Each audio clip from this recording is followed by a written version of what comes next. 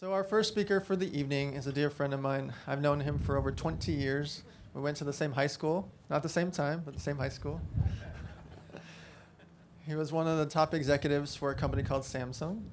Then he went on to lead a company for Lee Steinberg, who was the most famous sports agent in history. They based the movie Jerry Maguire on him. Dave was the CEO of that company. He then went on to create a marketing agency with Warren Moon, where they do deals for stadiums, brands, athletes, and everyone in between. He's a speaker, a podcaster, has partnerships with Entrepreneur Magazine, has a TV show called Elevator Pitch, and it might take me the full half hour to give an introduction. So instead, I'm going to give the microphone to Mr. Dave Meltzer. My boy. Thank you. This is pretty cool. So Danny asked me if I could talk about money, and I've had a long relationship with money. It started being poor. Anybody here grow up poor? Yeah, I feel sorry for the rest of you, because you'll never learn what I learned. I've been poor twice in my life. I grew up in a place called Akron, Ohio. It's a great place to be from, Ohio. I want to talk about relationship to money and the understanding and the science of money, because money is an energy. It's a currency. It's an object of energy that we put into the flow to get what we want.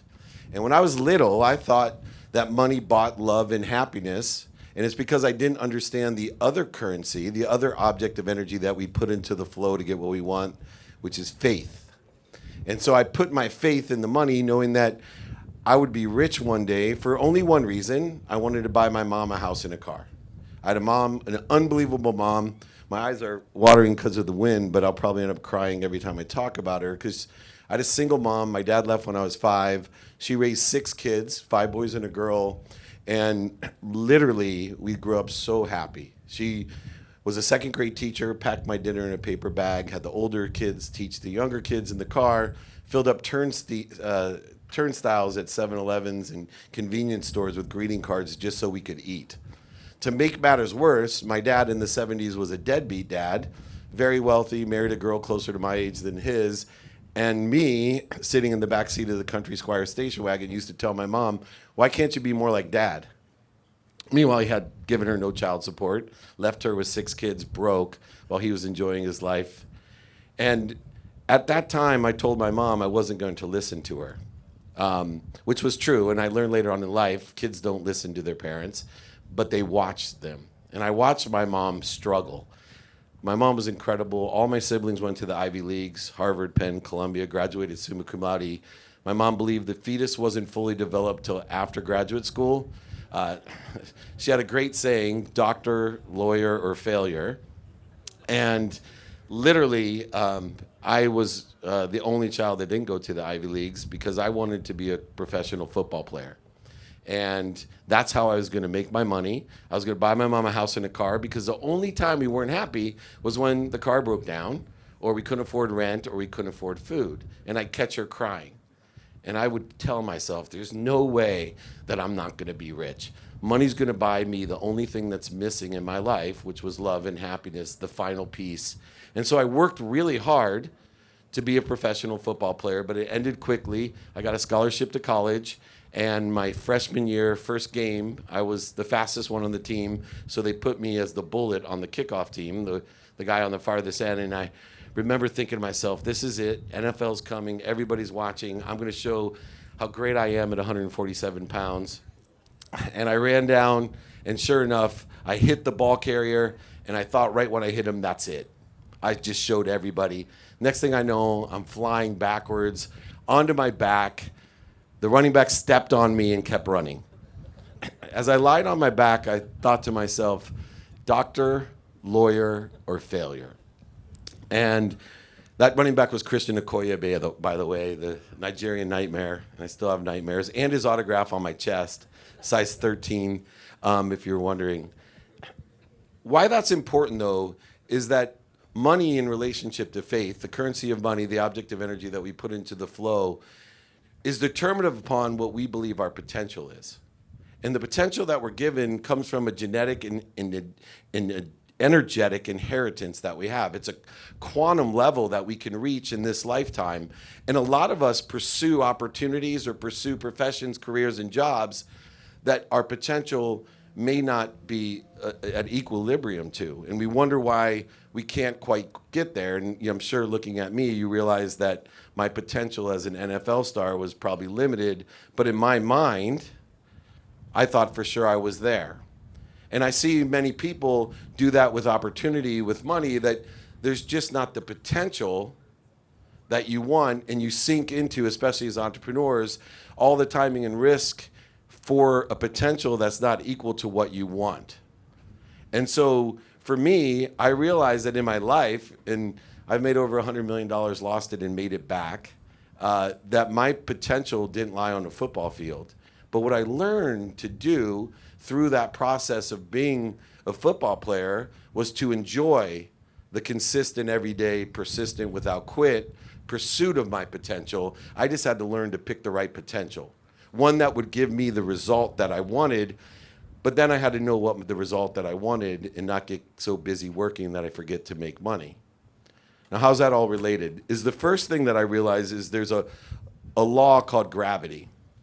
And the law of gravity is completely synergistic with the currency of money, meaning that most people that want money forget the first step, and that's you're exactly where you're supposed to be. The law of gravity, remember, the earth is spinning, hurling, and throwing and rotating itself, but yet you're standing right here, and I see so many people having a relationship with money without being grateful that they're exactly where they're supposed to be at the right place at the perfect time. See, most people take for granted what other people are wishing for.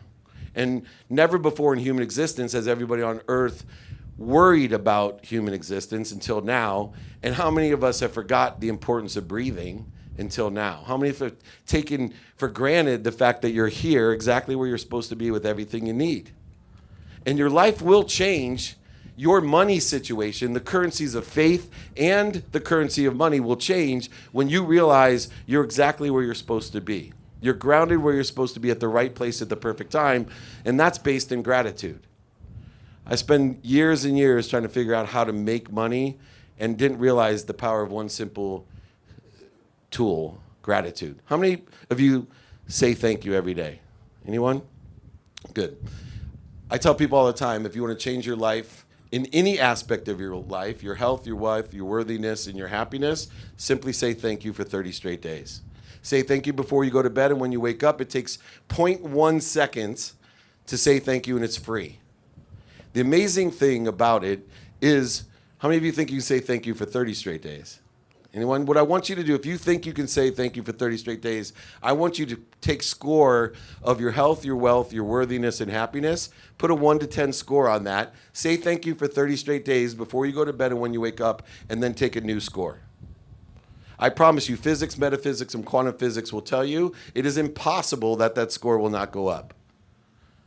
Here's the saddest thing. I have studied physics, quantum physics, and metaphysics. I'm on the Transformational Leadership Council with Deepak, with Bob Proctor, Jack Canfield, all the great world thought leaders. All of them have a ton of different businesses around gratitude. All of them agree between gratitude journals and apps and 10-day challenges, whatever. It's the easiest and cheapest way to change your life.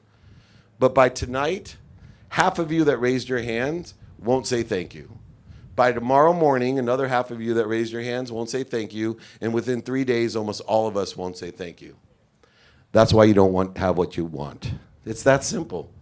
We can't enjoy the consistent, persistent pursuit of our potential because we think we have to go get health, wealth, worthiness, and happiness. You don't, because the law of gravity states one thing. You're exactly where you are. You're exactly where you're supposed to be. You have everything you need. In other words, you're happy, healthy, wealthy, and worthy right now. Let's figure out what you're doing to interfere with it. Let's figure out what you're doing to interfere with, because you are connected to the greatest source of power, the unbelievable, omniscient, all-powerful source, whatever you believe religiously or philosophically or spiritually. I promise you, you all are connected to abundance, to more than enough. See, most people, when they grow up like me, they always live in a world of not enough. Not enough of anything. You're a victim. Everything happens to you. And then if you're lucky like me and make millions and millions of dollars and have everything you ever dreamed of, you'll at least move into a world of for me. A world of just enough for me. And you'll pretend like I did that you're a philanthropist, right? Somebody in your lifetime will tell you, the more you give, the more you receive. And you'll buy into that like I did, and you'll buy things you don't need to impress people you don't like. You'll drive cars you don't need to impress people you don't like. You will think that money is buying you love and happiness until you end up empty, because everything is actually happening for you or to you, not through you. And when you realize what you're connected to and through, and you realize that there's a step you have to take before the more you give, the more you receive takes place, and it's you can't give what you don't have, and you have to learn to receive. You have to learn to receive what you're connected to and through. So what do I mean by this? This is what happens. If you know what you have and you're grateful for it, you're not taking for granted. Let's say you have this much, and then you appreciate it. You guys are in real estate. When you appreciate real estate, it adds value. So now you have this much when you appreciate what you have. Now, you don't know what you have until you've given it away. That's how we acknowledge what we have, by giving it away. You acquire the knowledge. It's impossible to acquire the knowledge of what you have until you've given it away. So when you've given it away, you now have a greater void to fill. Mathematically, physically, you have more to fill when you've appreciated what you've had and given it away. Now you have to know what to ask for. This is where the relationship of the two currencies take place. The currency of money, but the currency of faith. The currency of faith tells you I am happy, healthy, wealthy, and worthy. I live in a world of more than enough. In fact, the paradigm shift that changed my life was somebody told me, I have 4 children. They said, you know the way you feel about your children? Do you know what you will do for your children? That's the same way that the omniscient, all-powerful, all-knowing feels about you. Think about that. The way you feel about the people you love the most, if you have children, what you would do for your children, but you're not powerful. You can't do everything that you want for your children. In fact, it manifests itself in ignorant arrogance that we care so much and are so fearful for our children that we pretend to know what's best for them, and then we create more void, shortages, and obstacles instead of having faith, the ultimate currency, faith, the objective energy that you put into flow to get what you want, to create and fill the void that you want. So how do we do it? 5 daily practices are how we do it. How do we take the conscious continuum of what we do every day, put it in our subconscious, and change our unconscious competency, our thermostat that keeps giving us the exact same things that we genetically and energetically inherited? How do we do it? Well, the system works by consistent, persistent behavior, but you have to enjoy it. You can't attach your emotions to an outcome, especially in business. I can't tell you how many times I failed because I attached my emotions to an outcome of a business. I'll be happy when I get 10 times this much. I'll be happy when that stock hits this, my property hits that. I've immediately created resistance between me and that when I should have put my emotions on enjoying the consistent, persistent pursuit of the potential of the opportunity, blending the currency of money with the currency of faith. So how do we do it? Number 1, you got to know what you want. How many people ask about investments? I heard Joel with a great investment. It sounds like one of the best investments that I've heard. But I didn't hear anyone talk about, here's the timing and risk tolerance that is necessary in order to make that investment. I have tons of people, should I invest in crypto? Should I invest in NFT? Should I invest in this my favorite, should I invest in real estate? Well, what's your timing and risk tolerance? We can't do anything unless we know our what. What do you want personally? What do you want experientially? What do you want giving-wise? And what do you want receiving-wise? And take inventory, not every week, every month, or every year, but every day take inventory, because what you want to do is have subtle changes instead of drastic changes. So if you're driving a car for 90 straight days at a certain speed and then they ask you to turn left because you're going the wrong way, what's going to happen, right? A lot of risk, a lot of damage. But if you're every day looking to see how I adjust, seeing that pain is just an indicator, not a stop sign. It's an indicator that you have a better place, a better position, a better situation to be in. That takes faith. In order to institute the law of gravity and the law of Goya, G-O-Y-A, getting off your ass, you have to have faith that there's something better. There's something better. When you can see pain, struggles, mistakes, and failures as lessons and indicating that you have a better place to be, I get excited when things don't work out like I want, because I have the faith that there is an all-knowing, all-powerful, and all omniscient being that's telling me, and the only way they can indicate to me that there's a better place to be is to give me a struggle, a pain, a mistake, or a failure. That's the only way. Since the time we were little, what happens when you put your hand into fire? Right? The omniscient being says, shit, that hurts. I think I have a better way to deal with this. That's exactly what's happening in your businesses, in your life, in your personal relationships. And instead, we don't see it that way, that it's telling us there's a better place to be because we don't have faith in the law of gravity or the law of Goya, which creates the law of allowance or the law of attraction. See, most people think you can put a vision board out there and go ahead and dream about what you want, right? I'm in the movie Beyond the Secret. I didn't like the movie The Secret, which is completely ironic because I hated that scene where the person's dreaming about driving a Ferrari and like all of a sudden he gets a Ferrari because he's dreaming about it, right? It's ridiculous, right?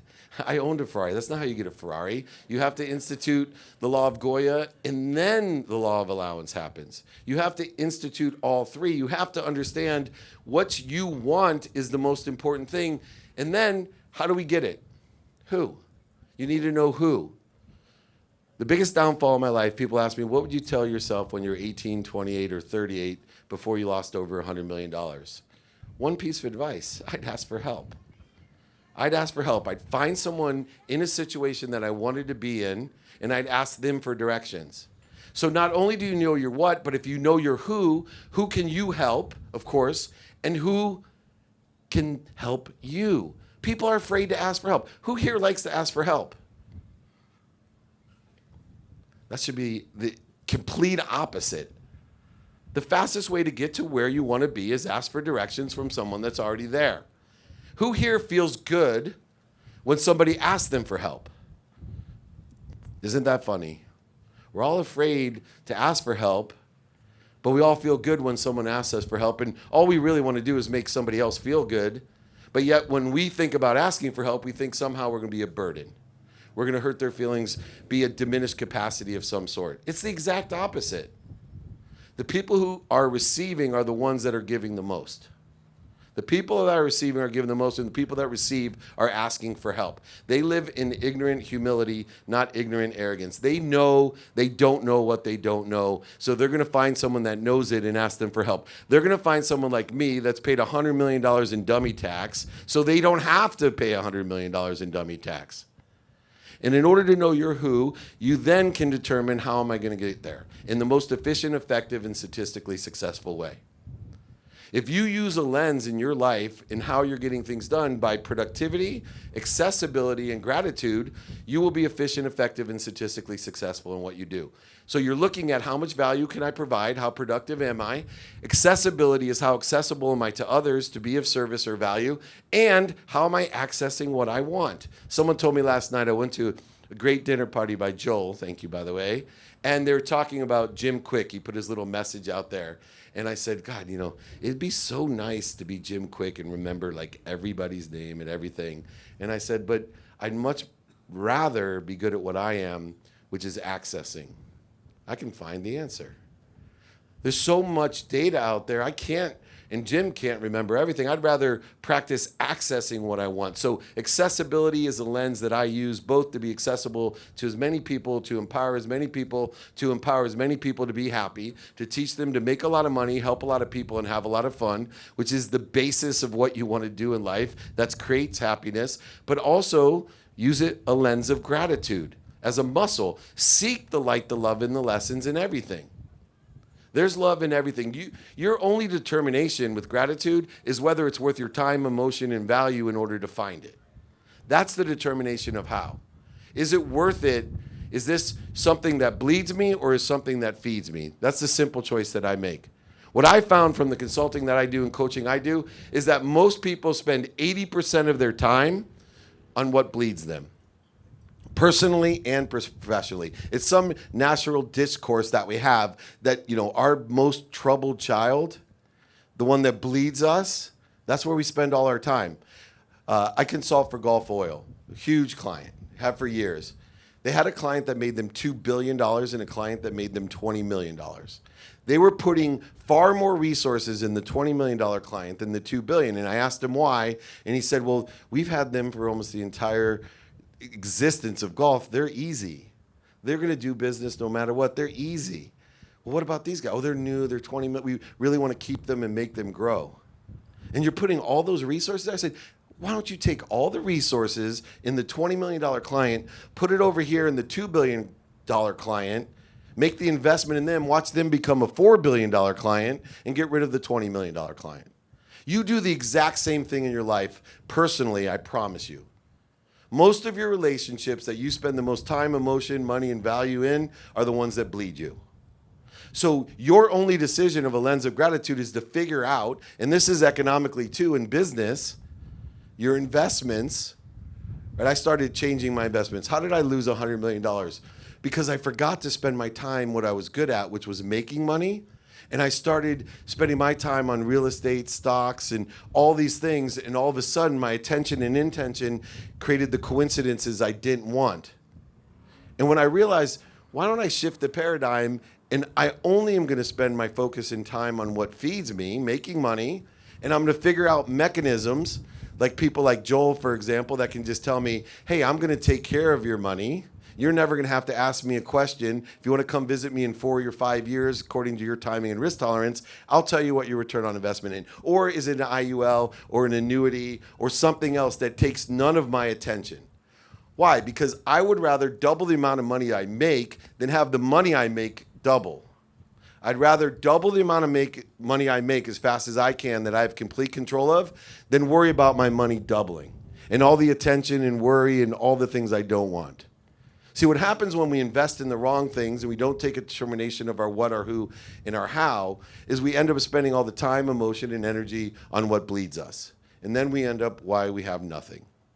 See, remember, the mathematical equation of faith is simply what we pay attention to and what we give our intention to, what we think, say, do, believe, and understanding our unconscious competencies, which are your personality traits, characteristics, obsessions, and addictions handed down genetically and energetically, that determines the coincidences in your life. That's why people call you lucky. I don't think it's luck. I think it's mathematical faith. I will pay attention to and give intention to what I want, and that's what I will get. Most people pay attention and give intention to what they don't want, what's missing, or what other people want for them. What's missing, what they don't want, and what other people want for them. And then they resent the people that wanted it for them, even if they love them. I remember when I came out of law school, I got a job as an oil and gas litigator, $150,000 a year. And I also, because I wanted to be rich, I always kept my options open. So I got, in 1992, a job offer to sell the internet, legal research online. And I went to my mom, who obviously was my advisor, the one who cared most about me, my only trusted person in my life that was always there for me. And I said, Mom, what job should I take? Without blinking, she said, you got to be a lawyer. This internet thing, it's a fad. It's not going to work. You're going to make a huge mistake. Just because somebody loves you doesn't mean they give you good advice. If I would have listened to her, which I didn't, thank goodness, I would have probably resented her the rest of my life. Instead, I was a millionaire 9 months out of law school. We sold the company for $3.4 billion in 1995 when there wasn't many billion-dollar companies, and my career took a complete accelerated trajectory that changed my life. But yet, the person who loved me the most would have inhibited that or stopped that completely. You have to focus in on what you want, who can help you, and who you can help by finding the people that are in the situation that you want to be in, and figure out how to get it done by paying attention to and giving intention to the coincidences that you want. Not what they want, not what's missing, and what you don't want. More people focus in on what they don't want. Worry's a wasted emotion, but it's even worse. It's wishing for what you don't want. So if you sit there and say, oh, God, I hope that doesn't happen. I hope that doesn't happen. I remember in law school, the rules of perpetuity. Man, I do not want that rules of perpetuity on my test. Please, please, please, please. What's the first question every time? Stop wishing for what you don't want. The last thing is prioritization. Know your now. In order to understand why people procrastinate is because they don't know what to do. It's not that they don't want to do something. because they haven't done the work to figure out their what, their who, and their how, so they don't know what to do now. Prioritization is a key component of what we do because most people don't know what they want to do because they don't know their what, their who, and their how. If you daily look at what you want, who can help you, and how you're going to get it done, you'll easily be able to prioritize what's important to you. 100% of the things you do now get done. The difference between passionate, purposeful, and profitable people is they get stuff done. They prioritize things by what's important. How do you know what's important if you haven't done your inventory or daily practices? How do you know? Remember, urgency is a subset of importance. Certain things may seem to be urgent, but they're not important. You won't know that. And if you know your what, your who, your how, and your now, then you can apply your why. When you apply your why, you're reconciling the currencies of money and faith. When you apply your why, you're telling yourself, I am healthy, I am happy, I am worthy, and I am wealthy. I live in a world of more than enough of everything for everyone that comes through me for everyone. Not to me or for me, but through me, with appreciation, forgiveness, and accountability to live an inspired life. No longer will I go get healthy, wealthy, worthy, and happy. I will just clear all the interference that exists between by knowing my what, my who, my how, and my now, and I will apply my why. I'll find the light, the love, and the lessons in everything, and I'll have everything I desire by focusing my attention and intention on it, creating the coincidences I want in my life, hopefully to empower others to be happy. I appreciate everyone. I hope you enjoy your meal. It's been a pleasure and an honor to be here with Danny and Joel and all of you. I look forward to helping however I can. Thank you so much.